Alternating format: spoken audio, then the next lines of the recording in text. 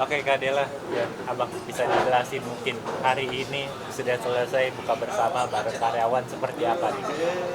Rasanya tadi ngobrol sebentar ya senang ya, maksudnya eh, punya sedikit lebih rezeki yang sebenarnya saya dapat rezeki itu dari mereka-mereka juga kan.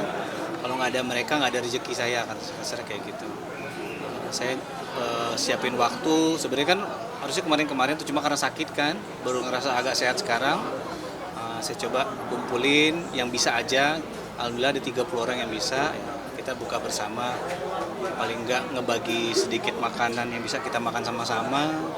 Terus iya, terus mereka juga tahu bahwa oh saya pimpinan mereka gitu. Terus selama ini saya nggak pernah tahu yang mana orang-orangnya gitu. Oh ya di sini ya. Ya kurang lebih kayak gitulah. Saya ngerasa apa ya, ngerasa bangga bisa ngajak mereka makan buka bersama dari hasil rezeki saya bersama mereka selama ini. Seneng lah. Artinya ngerasa bahagia bisa membagi kebahagiaan ke karyawan gitu. Ya, Lebih ke rasa betul. kebersamaannya ya. Rasa kebersamaan. Karena dibagi juga biasa-biasa aja kan Iya. kadarnya. Tapi setidaknya bisa berkumpul bersama. Iya.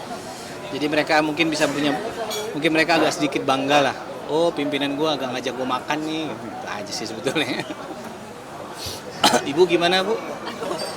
Sebenarnya istri saya sebagai komisaris di perusahaan itu, tapi dia orangnya rendah hati. Bukan rendah hati. Gue bingung mau briefing dulu dong kalau mau ngomong. Jadi kalau aku sih memang kan ini momen pertama bisa rame-rame banget gini ya. Biasanya kan kemarin kan di lokasi syuting kayak gitu-gitu aja. Kalaupun dulu sama karyawan salon itu pun hanya beberapa orang, nggak sebanyak ini gitu. Jadi tadi juga habis buka puasa ya aku nggak ngerti harus ngapain, ya udah kamu aja sebenarnya. Aku sini aja main game, sibuk sendiri. Tapi bisa dibilang ini hari terakhir karyawan pada kerja sebelum mereka pada cuti atau mudik atau seperti apa sih? Dikasih jam kami ya? Ini rekaman. Oh. Nah, makanya kalau kasih jam ya, udah price. Kita materai-materainya keluar ya. Nggak bisa ngeliat barang dikasih dikit. Apa tadi mas? Maksudnya ini momen sebelum mereka pulang. Oh iya, cuti. besok mereka hari terakhir kerja. Oke. Setelahnya saya pecat semua. Setelahnya libur. Libur. Jadi ada yang pulang tanggal 27, ada yang 28, ada yang 29. Setelah itu baru kembali lagi nanti beberapa hari setelah lebaran.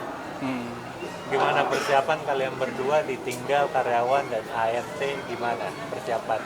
Kalau saya sih alhamdulillah ART-nya masih ya. Oke. Nggak, mereka apa maksudnya impal. Jadi saya nggak ada perubahan lah kalau saya pribadi untuk jaga anak-anak. Kalau istri juga sebenarnya sama aja, dia udah punya langganan impal sih, jadi kita aman sih sebetulnya. Kalau awal-awal iya sih ya, maksudnya karena itu kan ART kan keluar masuk, apalagi kalau habis lebaran itu biasanya suka ada perubahan-perubahan gitu ya. Alhamdulillah sih beberapa tahun terakhir ini tuh apa namanya sama gitu loh, formasinya sama. Tetap sama. Terus yang infal juga lanjut, yang pernah infal kemarin-kemarinnya itu nyambung lagi terus, jadi udah enak, udah punya langganan kan gitu.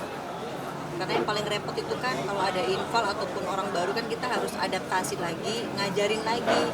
Nah ngajarin hari pertama itu sama seperti kita ngajarin, sama seperti kita kerja juga gitu. Dan untuk membuat orang paham dengan kebiasaannya kita tuh kan nggak gampang kan. Apalagi kalau cuma infal kan cuma 10-12 hari. Udah ngajarin susah, udah pinter pulang gitu kan, itu agak ribetnya gitu. Jadi kalau udah langganan sih ya udah enak, tinggal datang ya udah kita diem aja. Udah autopilot lah dia. Udah tahu kerjaannya apa gitu. Ini 100% karyawan akan balik lagi dan ART juga bakal balik lagi setelah cuti lebaran pulang kampung gitu. Apakah ada kekhawatiran untuk karyawan balik lagi apa enggak, atau ART balik lagi apa enggak sih? Kalau yang kontrak kan mau nggak mau sih balik lagi ya. Syukurin kalian yang kontrak ya kan. Sejauh ini sih alhamdulillah, kita kan memang jauh-jauh hari kita harus fair ya. Aku bilang kalian balik nggak balik hak kalian sama gitu. Jujur. Kalau balik yang alhamdulillah, kalaupun nggak balik kan saya harus antisipasi untuk cari gitu, kayak ART di rumah. Apa yang saya kasih buat yang balik maupun nggak balik itu semuanya sama, nggak ada yang saya bedain. Misalnya yang balik dapatnya lebih, yang nggak balik dapatnya nggak lebih, itu nggak, semuanya sama gitu. Punya hak yang sama. Jadi aku selalu minta harus jujur aja, balik nggak balik gitu. Ya, kamu juga balik kan? Balik. Lebaran mudik kamu balik kan? Mudik kan? Aku enggak. Nah ini kan momen Ramadan kan identik dengan THR. Pusing nggak sih dengan THR untuk Sangat. Itu sebelum puasa itu ya cepet banget ya puasa ya gitu. Karena kita pikirin habis puasa nih pasti adalah fenomena THR dan mudik lebaran. Yang paling pusing sih sebenarnya THR-nya ya, karena kan ya gitulah. Tapi kalau aku sama mamaku sih setiap bulan tuh kita selalu sisihin sih memang sih. Nanti kan setiap mau lebaran kan pasti ada haknya mereka sekian persen kan.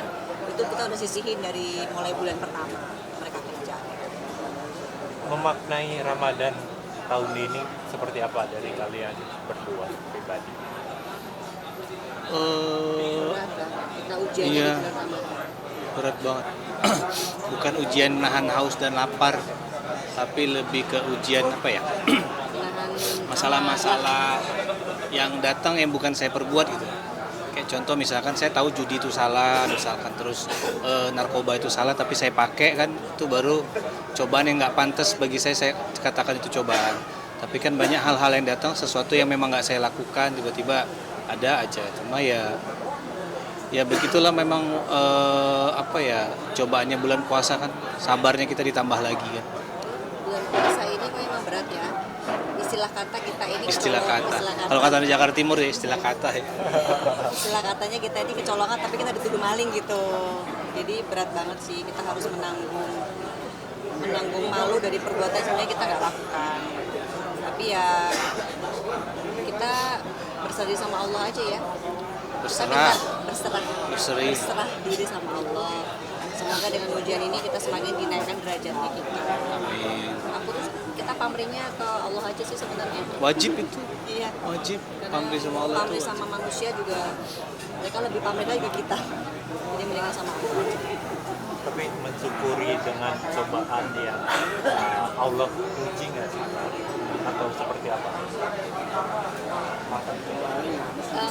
Kalau aku pribadi ya manusiawi ya, kadang-kadang ada rasa capeknya ya, pokoknya diuji mulu deh gitu loh.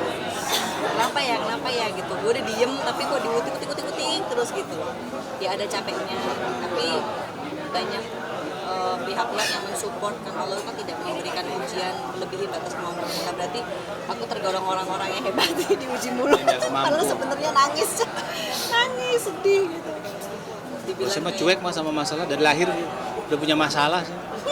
Jadi terbiasa saya sama masalah. Tapi ada capek tuh ada lah, capek itu pasti ada. Tapi Masalah ya tuh mau didiemin gimana? aja tuh selesai sendiri.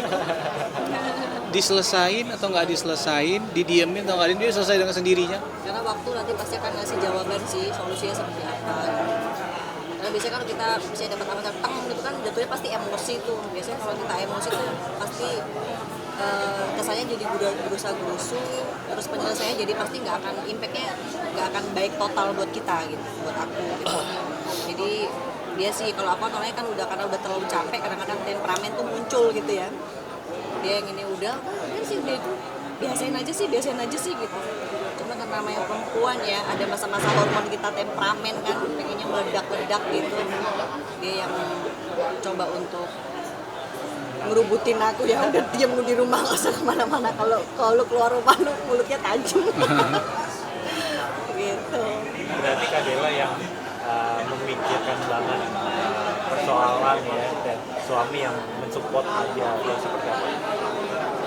Kalau perempuan tuh kan memang, kalau aku tuh memang mikirnya kan ya selain namanya hormon naik turun ya, terus ada kalanya kita adalah waktunya sabar. Manusia tuh ada batas limit sabar tuh kan ada gitu loh.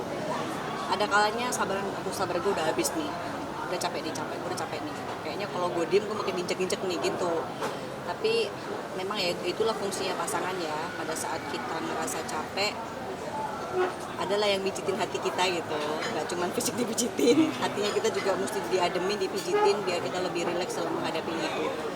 Karena walaupun aku lebih tua, belum tentu aku lebih dewasa juga kan, kita harus berpikir nggak boleh terlalu ego gitu. Kalau ngomongin masalah gerusa-gerusu, memang aku akuin aku gerusa-gerusu. Ya dia kurang lebih, kurang apa ya, kurang tenang. Tapi memang begitu sih kodratnya perempuan ya. Jadi perempuan itu kalau beras masih sekilo aja udah panik ya. Kalau laki-laki kan santai. Jadi memang perempuan begitu, nah tinggal pandai-pandainya kita aja sebagai laki-laki gimana menyikapi permasalahan, terus bagaimana ngejaga pasangan gitu. Itu aja sih mas sebenarnya. Kak, boleh tahu dong seperti apa sih update dari masalah ini, seperti apa sih sekarang update-nya sampai mana? Kalau masalah umroh. Kalau masalah umroh sih tadi kita udah dikirim SP2HP-nya ya. Yang artinya memang SP2HP itu kan memang adalah hak untuk pelapor yang diberikan oleh kepolisian. Dan itu memang diatur dalam undang-undang. Dan mungkin boleh kita informasikan karena kan itu memang apa ya namanya, ada tindak kejahatan. Dan alhamdulillahnya dari proses penipuan umrohnya yang saya baca tadi kasusnya naik apa ya, kalau nggak salah itu dari lidik naik ke sidik lah gitu artinya ya. Kalau sidik itu artinya katanya sih ditemukannya tindak pidana lah pakai kurang lebih kayak gitu. Nah alhamdulillah umrohnya udah naik tingkat